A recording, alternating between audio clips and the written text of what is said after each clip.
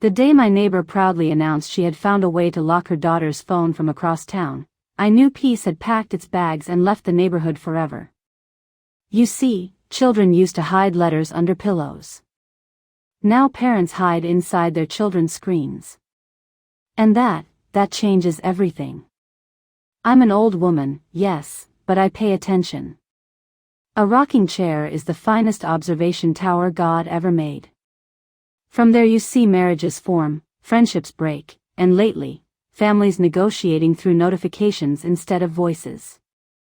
One afternoon, I watched my grandson set his phone on the table just long enough to butter his toast. 3 minutes, maybe 4.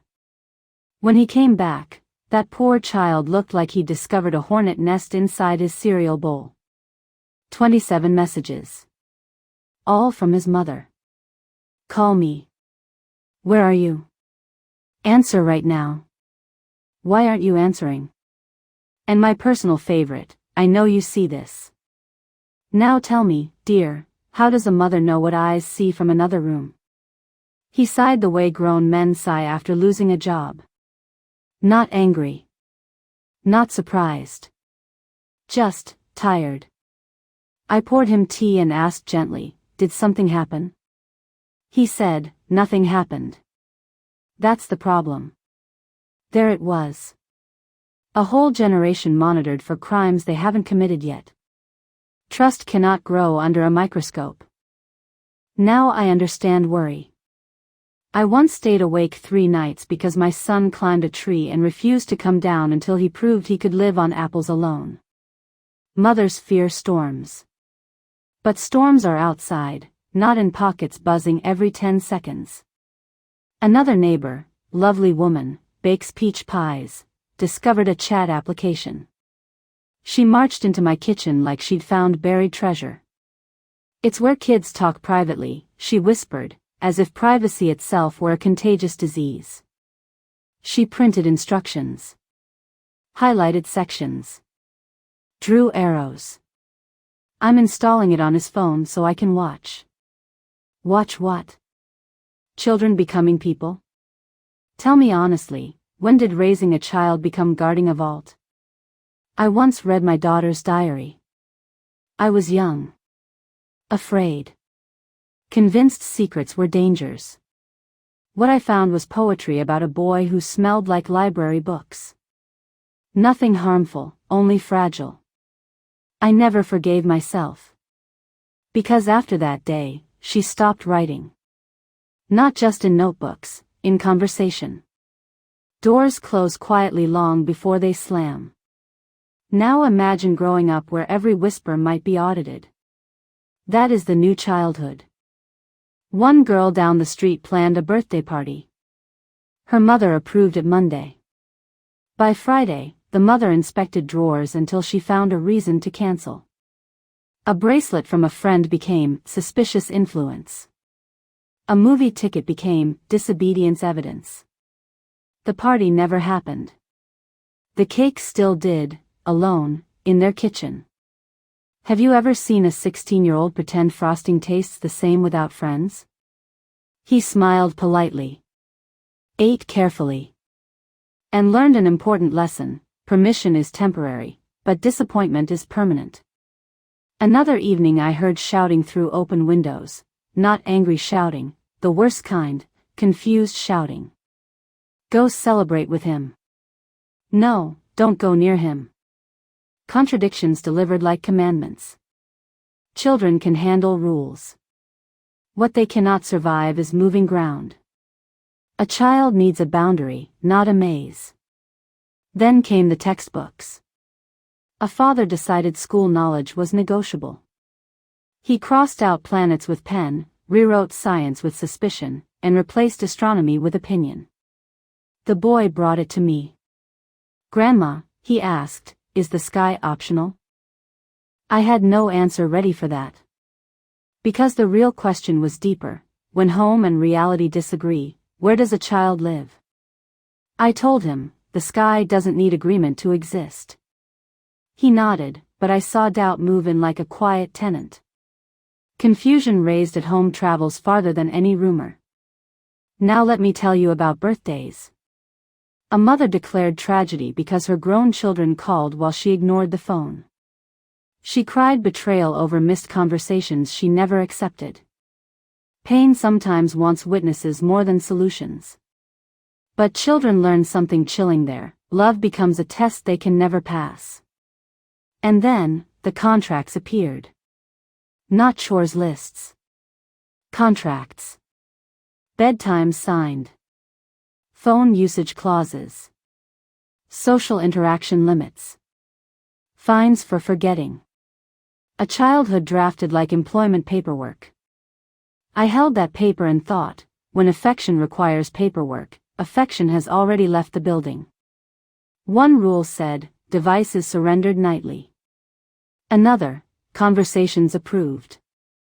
Another, late arrivals billed financially. Money where trust should be. Tell me, dear listener, what does a child purchase with obedience? Safety, or silence? I remember my husband teaching our boy to ride a bicycle. He ran beside him, then let go without warning. The child wobbled, nearly fell, then rode. Freedom always feels like falling at first. Today we never let go of the seat. So children never learn balance. One girl told me her mother charged her $1 for every reminder she forgot. The girl asked, "Can I charge you for forgetting I'm human?" Children rarely say what hurts most. They disguise truth as humor so adults can digest it. There's a sadness unique to growing up supervised. You behave perfectly, yet never trusted. You obey carefully, yet never believed. And slowly, something inside stops volunteering honesty. Why confess a mistake that will become a lifelong record? My grandson once said, "Grandma, I don't lie. I edit." That chilled me more than any storm warning. Because editing begins where safety ends. I told him stories of my youth, scraped knees, missed curfews, confessions made freely because consequences came with conversation, not surveillance. He listened like I was describing a foreign country. Imagine that, honesty sounding exotic. And yet, I don't blame parents entirely. Fear has grown teeth in modern times. News travels faster than wisdom. Every danger story multiplies until love becomes panic wearing responsibility's coat. But panic is a terrible teacher. It teaches control instead of guidance.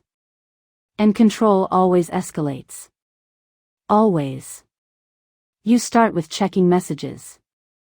Then tracking locations. Then locking devices. Then shaping thoughts. Not because you hate your child, because you fear losing them. Ironically, that fear is exactly how you lose them. Control never arrives announcing itself. It tiptoes in wearing the disguise of protection. And before anyone notices, the house feels smaller. There was a boy 2 streets over whose father discovered a way to freeze every application on his phone until the boy responded to a message. Silence punished. Delay criminalized. The first time it happened, the boy thought the device was broken. The second time, he understood. The third time, he stopped putting his phone down at all. He began sleeping with the phone under his pillow, not because he loved it, but because he feared it. And yet, the father bragged at a barbecue.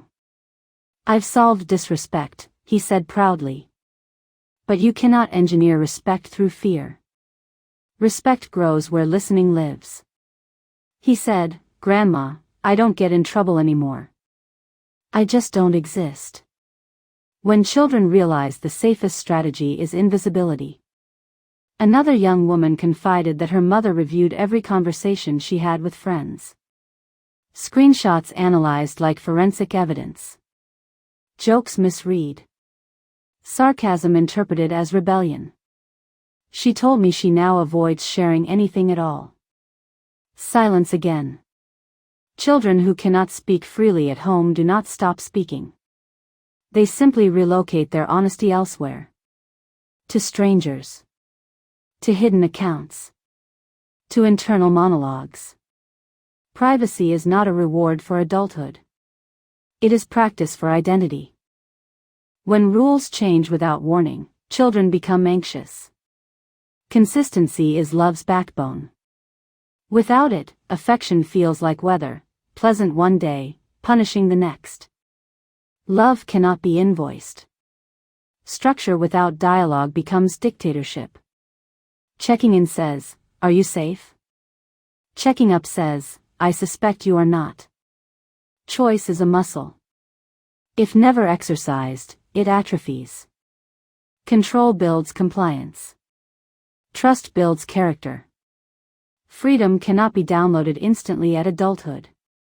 It must be practiced in small doses. Mistakes included. Safety is not created by eliminating risk. Safety is created by strengthening judgment. The goal of parenting is not obedience in childhood. It is voluntary connection in adulthood. If they call because they want to, you succeeded. Do not trade 30 years of friendship for 10 years of control. So tonight, instead of tightening rules, try asking one more question and listening 1 minute longer. They were searching for themselves. And they hoped you would still be there when they returned. Good night, dear friend. And remember, love guides. Fear grabs. Let yours guide.